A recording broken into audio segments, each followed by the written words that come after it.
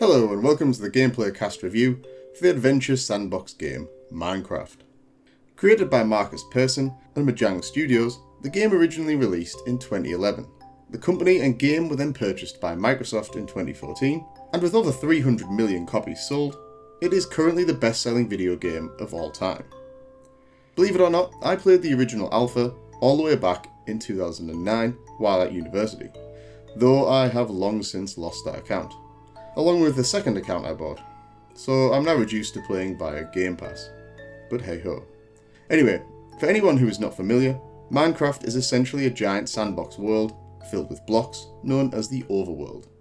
Here, blocks and resources are harvested or mined. These can then be crafted and built as per the player's imagination, tooling, and crafting ability. In many ways, it's much like an online Lego set combined with a resource gathering and crafting system. On top of this, the game worlds are inhabited by a range of monsters and other NPCs and enemies to defeat and pillage. There are NPC villages, dungeons, other dimensions, and a bucket load of other things to discover as you play. And this is all before I have even got into the multiplayer, the different modes, and of course the modding community.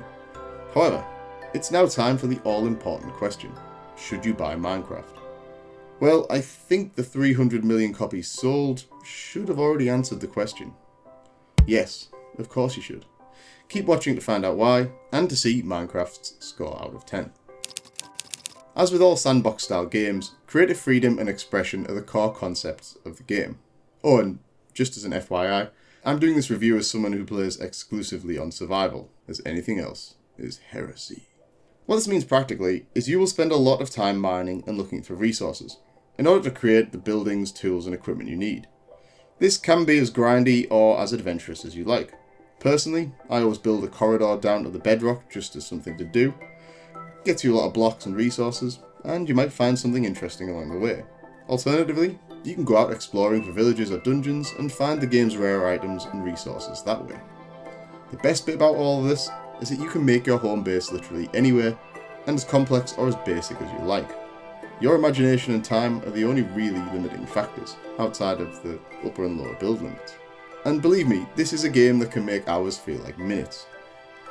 The simplicity of the building mechanics is also deceptive, as thanks to the various switches and red powder, you can actually create some pretty complicated machines and mechanisms. I remember seeing an article somewhere that someone had created a fully functional computer inside Minecraft. So the sky is the limit here, despite how basic it first appears. And all this is before I have even got into the multiplayer aspects of the game. The Bedrock Edition allows up to 10 players simultaneously via realms, as well as 4-player split screen, while the Java version can essentially offer an unlimited number if you run your own server. There's also a ton of creator content, and for those on the PC playing Java, you can install some really good free player mods. Unfortunately, most of the marketplace add-ons for the Bedrock Edition seem to come with a fee.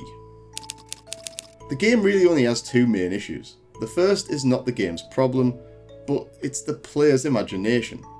Sandbox games really need someone with a creative spark for them to be good.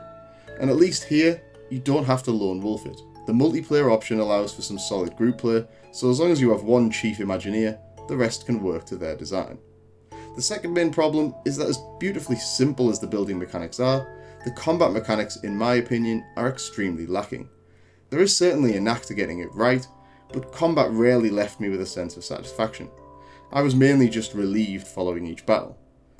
I don't know, I'm certainly not saying that the combat should be taken out, but I don't think it has anywhere near the depth and enjoyment that comes from exploration and creation. It's just a nice additional mechanic, but I feel like it could have been a lot better.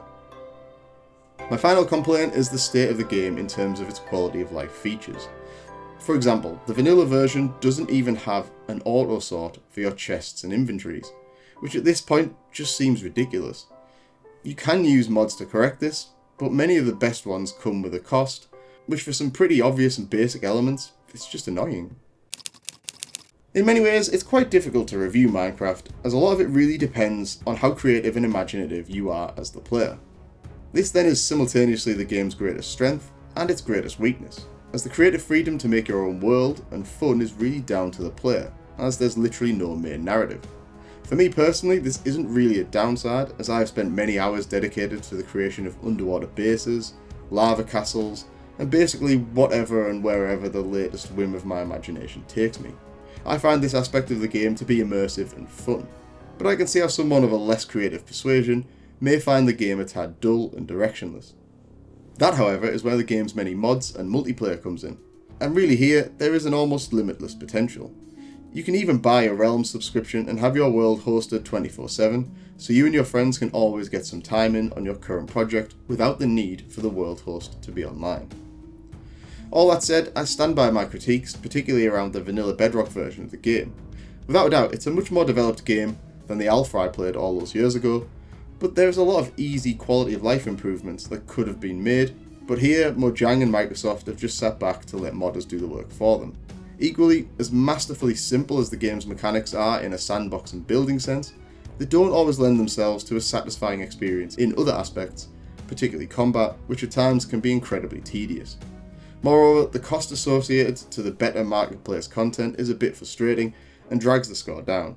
You can get access to all the marketplace content and have your world hosted if you purchase a Realms Plus subscription for the fee of $7.99 a month, which might be worth it if you're a serious player, but for the casual player, I'm not sure it's worth it. Therefore, I award Minecraft a very solid 8 out of 10. This could easily be higher with some mods and additions, but I'm really trying to focus on the standard gameplay experience, which overall is very good, but simultaneously limited, and with some really annoying quality of life issues that should have been fixed a long time ago. Like having to download a mod to alphabetize your inventory and chests is inexcusable in my opinion. However, few games offer the creative freedom and simplicity of Minecraft, and once you see past the blocky visage, the possibilities are endless. Watch out for creepers, and as always, Erebus.